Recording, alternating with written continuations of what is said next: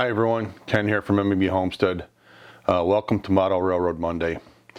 I wanted to apologize for our brief absence. I wanted to make sure I reviewed the COPPA or COPA laws regarding videos for underaged people.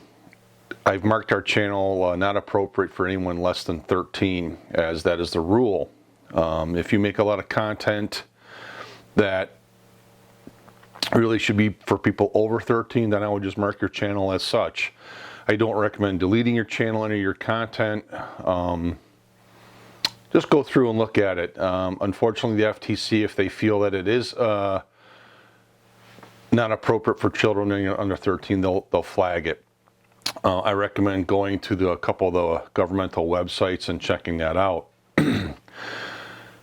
On to model railroading stuff. I have finally started construction of my railroad, the M&B railroad. I'm starting small. I'm going to do a 5x12 layout, start with that. As kind of a practice layout before I build the wall around my basement a little bit. I got certain areas of the basement that I can use. I've been given permission to do that. No, me and my wife had lengthy discussions. This is the one hobby that I really like. I've missed it since I was a kid. So, anyways, we're gonna start with a 5x12 layout. I built the frame. I got it wired up for DCC.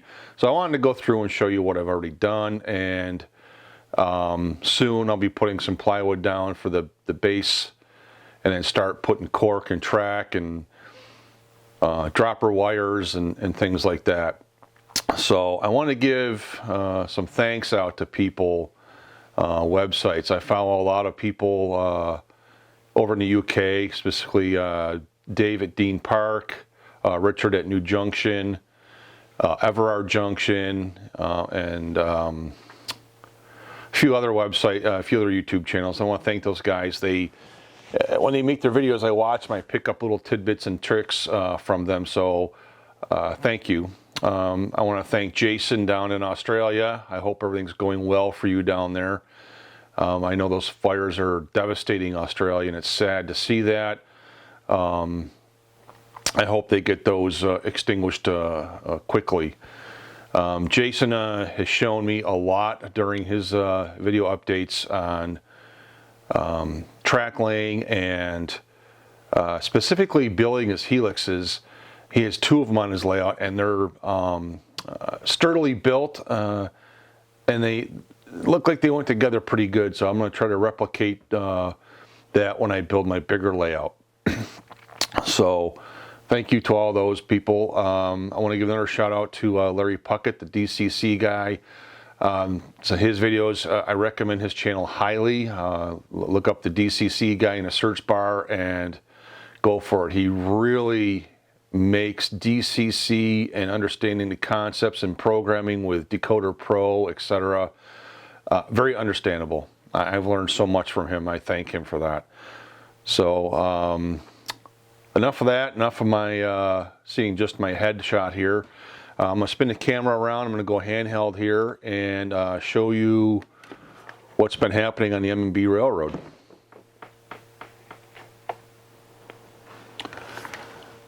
All right, as this focuses, you can see the frame layout. I'm going to back up a little bit. Here's, again, the oval that I use to keep my grandson happy with all his with the trains and that. A couple locomotives on there. And I will be utilizing chassis system engines. I loved the layout, the scheme, and that was pretty much the era I grew up in. Okay, so you can see the framework. I used 1x4 boards. I read somewhere a gentleman used, as you can see, I have pocket screws. Okay, I used a Craig jig for that. And sorry, it's not focusing well. There we go. Pocket screws to hold the sub-road bed down, or your platform, whatever you're going to start building your layout on, And that way, if you had to move one of these, all you do is undo the pocket screws, slide the brace where you need to, move it off an inch or whatever, and put it back in. And you don't have to worry about disrupting your layout. I thought that was a great idea. Okay, so I got a box of Code 83 nickel silver track, Atlas track. One box of cork road bed to start off with.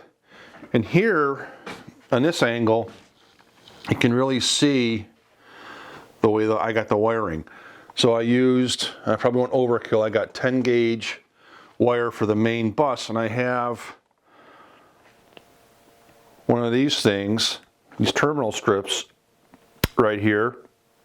And as you can see, right here I have jumpers. So the main bus wire comes down, comes into the terminal strip, and I have 2 set for the black, 2 set for the red. And then I had 2 wires come off and come over to a bigger strip to use for the track feeders.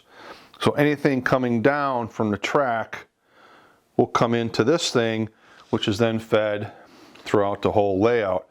And as you can see, again, 5x12, I'm doing pretty good as a starter layout. When I was a child, I had a 4x8, and that piqued the interest.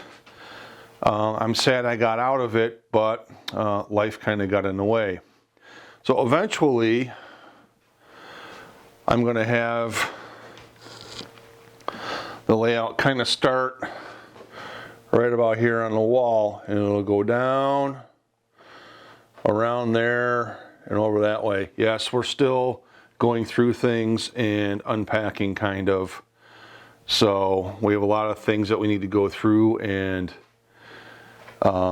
get rid of to make room for our new life with each other. This is all of our stuff accumulated from our lives. Okay. And get ready for the new life with the grandson. And I have some personal things going on, and make room for other things to happen. I'll update those as they progress. So as it stands, I have 1/2-inch plywood I got to put on there for like a sub row bed, sub scenic area, and then start building up from there. One of the areas that I want to model is from my childhood. It was a viaduct, basically, one concrete viaduct that back in the 1930s, if I want to say, when the town of Boston was being developed. This is in Boston, New York, I should say, not Massachusetts. The Buffalo Susquehanna Railroad went through there. And as I was a kid, up near these power lines, we saw the ruts in this trail along the power lines, where the high tension power lines went.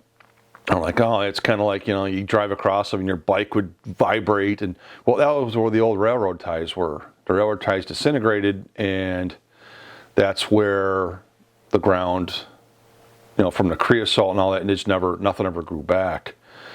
So I kind of want to have that one viaduct where I was always hanging out as a kid and climbing up and down it. And so I want to have that in somewhere where I know the railroad will pass over it and kind of bring that childhood memory back. So I have to go out and take some measurements so I can, model it properly to scale, whatever, and everything. So, but anyways, just a quick update. We're still around. Again, we're enjoying life with the grandson, and that's the number one thing for me, family.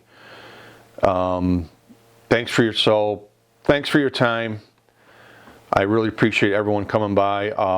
Check out the shout outs I gave earlier. Just kind of, search YouTube for either, Everard Junction. The guy is a phenomenal modeler. Richard over at New Junction, he does a lot with Hornby.